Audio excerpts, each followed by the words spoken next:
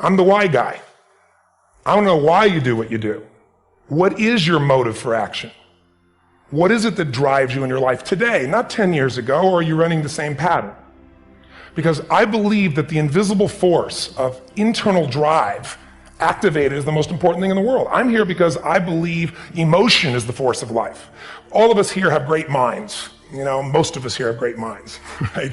I don't know if I'm in the category, but we all know how to think. And with our minds, we can rationalize anything. We can make anything happen.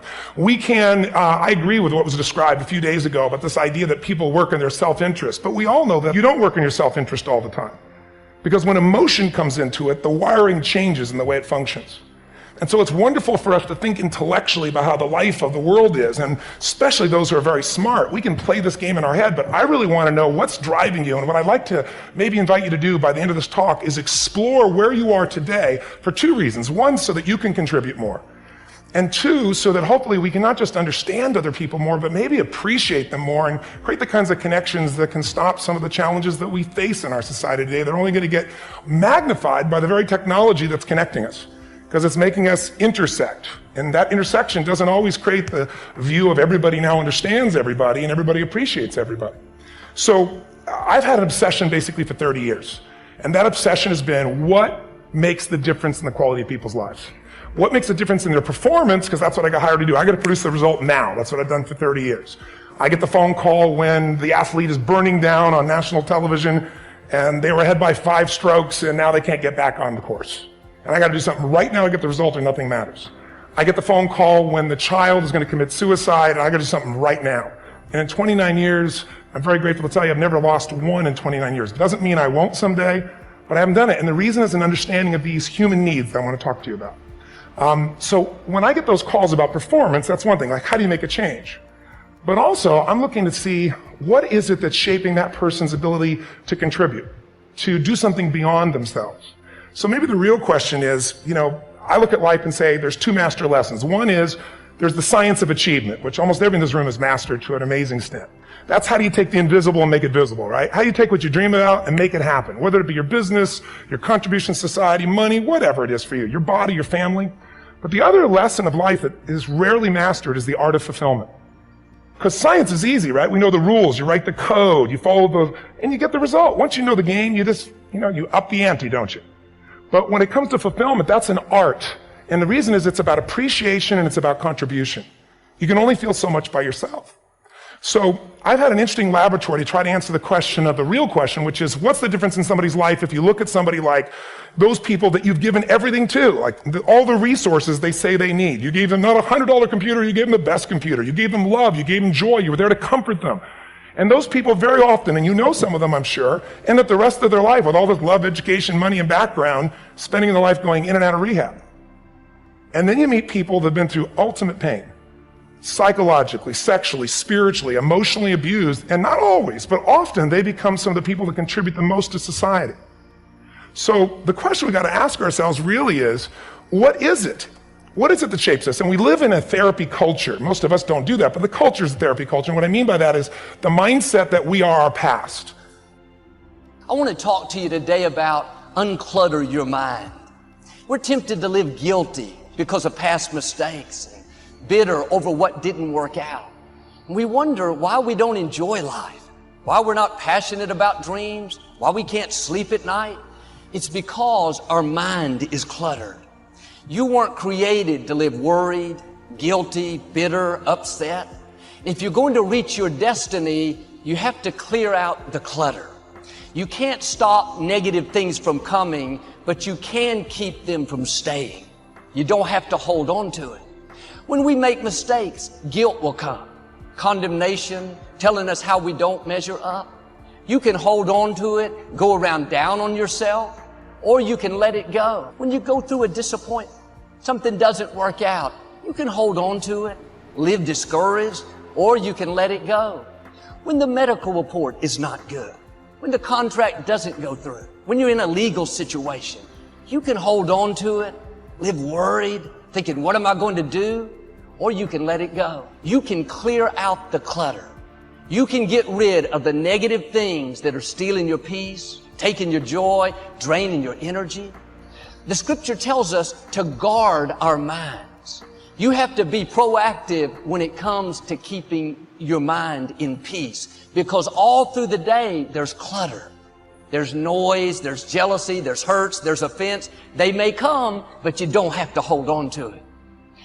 Reinterpreting our past, understanding and knowing that we can move from where we are, that we can begin to design the kind of life that empowers us, that gives us happiness, that enable us to be on top of who we are, knowing that as we begin to explore new horizons and new vistas in life, that as we begin to focus on developing ourselves, as we begin to elevate ourselves and not to follow the crowd, activating the thinker in us and disciplining and putting on hold the emotional part of ourselves.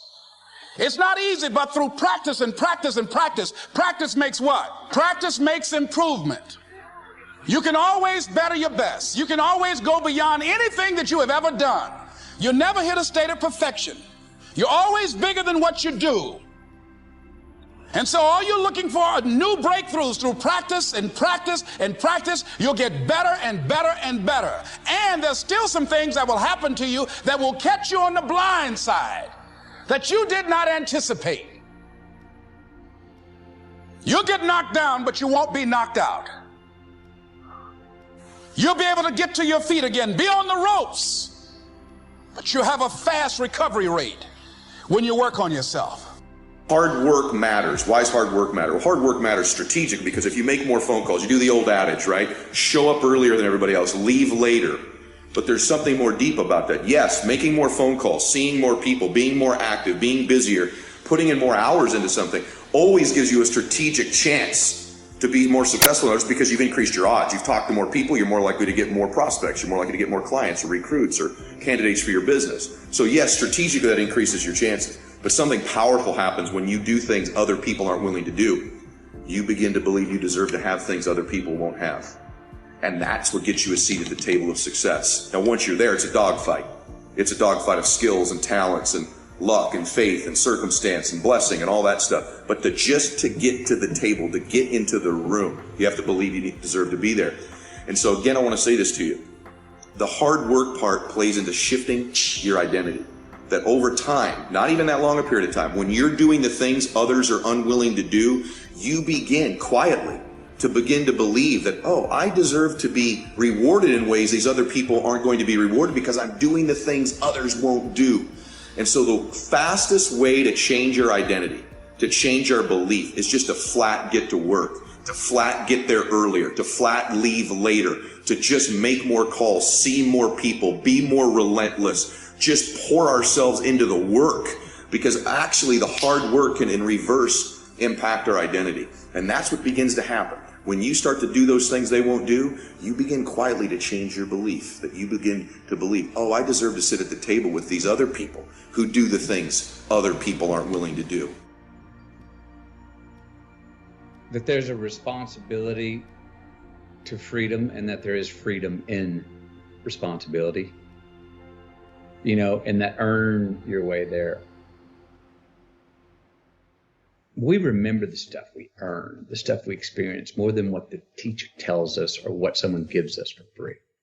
We just do. We broke a proverbial sweat on it, whether it was mental or physical or whatever. We built it. We understand. We felt how we got it, how we achieved it, how we got what we wanted. Those stick with us. Whether we forget them intellectually, they were written in our lineage. And they build resilience, and they build a healthy, true optimism going forward to know that, oh no, I've worked for something before and achieved it. Delayed gratification. Oh, there are choices I can make today for myself that will pay me back later in life. Mailbox money, as we call it in the entertainment industry. ROI. There are specific personal choices we can make, and they're worth considering. Look, I'm all for hedonism. I'm all for immediate gratification too. Sometimes it's like, yes, dude, it's Halloween. Eat all the candy you want. Go for it. It's not going to become a habit day to day. There's certain nights where you're like, hey guys, tonight we're going to blow it out. The walls are padded and we got nothing. We're off work on Monday. Let's go. You know, I mean, certain times to say that's okay, but there's, you know, where is the selfish choice, the selfless choice? Where is what we want actually what we need? Where is what we need actually what we want? Where is the best choice for me, the best choice for we? Where's the best choice for we, the best choice for me? That's the place, I believe, talk about honey holes. That's the real place to go forward in trying to find. Tee ourselves up for those green lights in the future. And I mean, the simple things. Let me bring it down to really simple. Do you drink coffee? I do. Do you prepare your coffee, put it in the filter, and pour the water in the coffee maker the night before? Not for myself, but ironically, I do for my wife. Because you're teeing her up for what? A green light the next morning. Correct. So she doesn't have to come in and go, where's that filter? She can just come in and go, doop, press the button. You're giving her a gift to her future self. You're making something easier for her. It's a very simple thing, but it's a great little simple metaphor. So there are choices we make. If you're going to say right now, I'm going to lie, cheat, and steal to get what I want, and I got it. I got an immediate green light for me. That's a battery-powered green light. That's not a solar-powered green light. Why? Because now, everywhere I go, I got to look over my shoulder to see if someone's there that I lied, cheated, and stole from. And when I'm doing that, I'm stealing whose time? My time. Now I'm not freedom.